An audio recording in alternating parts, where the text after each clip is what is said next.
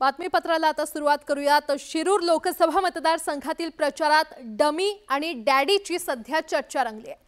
शिरूर लोकसभेच्या उमेदवारीवरून अमोल कोल्हेंनी शिवाजीराव आढळराव पाटलांना पुन्हा एकदा चांगलंच डिवचले। कोल्हेंच्या या टीकेला आढळरावांनी देखील खोचक प्रत्युत्तर दिले। पाहूयात।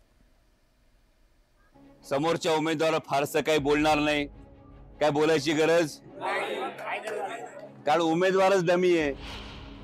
मी डमी उमेदवार नाही, मी डॅडी उमेदवार आहे। त्यांनी समजून घ्यावं, डमी ते असतील, डॅडी मी आहे। शिरूर लोकसभा निवडणुकीच्या प्रचारात डॉक्टर अमोल कोल्हे आणि शिवाजीराव आढळराव पाटील यांच्यातील शाब्दिक जुगलबंदी काही थांबायचं नाव घेत नाही। आता लोकसभेच्या उमेदवारीवरून वादाचा नवा अंक सुरू झालाय। अमोल कोल्हेंनी शिवाजीराव आढळरावांना उमेदवारीवरून पुन्हा एकदा डिवचले। उमेदवारच डमी आहे। पण उमेदवार डमी कशासाठी की ज्या स्वार्थासाठी पक्षप्रमुख उद्धव साहेब ठाकरे यांना दगा दिला, धोका दिला, गद्दारी केली आणि शिंदे साहेबांच्या शिवसेनेत आले, त्या शिंदे साहेबांच्या मनात पहिल्या पसंतीचा उमेदवार भलतेच होते। मुख्यमंत्री एकनाथ शिंदेंनी छगन भुजबळांना शिरूर लोकसभा मतदारसंघातून निवडणूक लढवण्यासाठी गळ घातल्याचा दावा केला होता। त्यानंतर कोल्हे विरुद्ध आढळराव वादाला सुरुवात झाली आहे। कोल्हेंनी डमी उमेदवार म्हणून केलेली टीका आढळरावांच्या चांगलीच जिव्हारी लागली आहे। कोल्हेंच्या या टीकेला आढळरावांनी हे खोचक प्रत्युत्तर दिले। मी डमी उमेदवार नाही, मी डॅडी उमेदवार आहे। समजलात का? त्यांनी समजून घ्यावं, डमी ते असतील, डॅडी मी आहे। महायुतीमध्ये नाशिक लोकसभेच्या जागेवरून जोरदार रस्सीखेच सुरू आहे।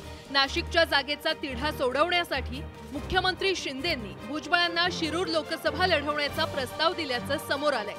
खुद्द भुजबळांनीच याचा खुलासा केल्यामुळे अमोल कोल्हेंनी आढळरावांवर टीका केली होती। महायुतीचे उमेदवार जरी 4 पक्षांमध्ये बेडूकुड्या मारून गेले असले तरी सुद्धा पहिल्या पसंतीचे उमेदवार नव्हते। उमेदवारी खरं तर ही वेगळ्याच ठिकाणी देण्याची माननीय मुख्यमंत्री महोदयांची इच्छा होती। कोल्हेंच्या या टीकेला आढळरावांनी जोरदार प्रत्युत्तर दिलं होतं। ही जागा जर छगन भुजबळ राष्ट्रवादीची आहेत तर ती उमेदवारी एकनाथ शिंदे कसे जाहीर करतील?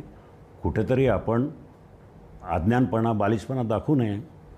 हे संजय राऊतांच्या बरोबर राहून आपल्याला त्यांची शिकवण मिळाली आणि आपलं काही बडबड करायची सकाळ उठून तसं करू नये असं माझा त्यांना सल्ला आहे।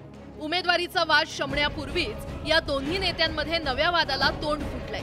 आढळरावांना डमी उमेदवार म्हणून डिवचण्यास सुरुवात केली आहे। त्या मागचं कारणही तसंच आहे। महायुतीच्या जागा वाटपात शिरूरची जागा अजित पवारांच्या राष्ट्रवादीच्या वाट्याला गेल्यामुळे शिंदेंच्या नेतृत्वातील शिवसेनेमध्ये असलेल्या आढळराव पाटलांची राजकीय कोंडी झाली होती। त्यामुळेच लोकसभेच्या उमेदवारीसाठी आढळरावांनी शिवसेना सोडून राष्ट्रवादीमध्ये प्रवेश केला होता।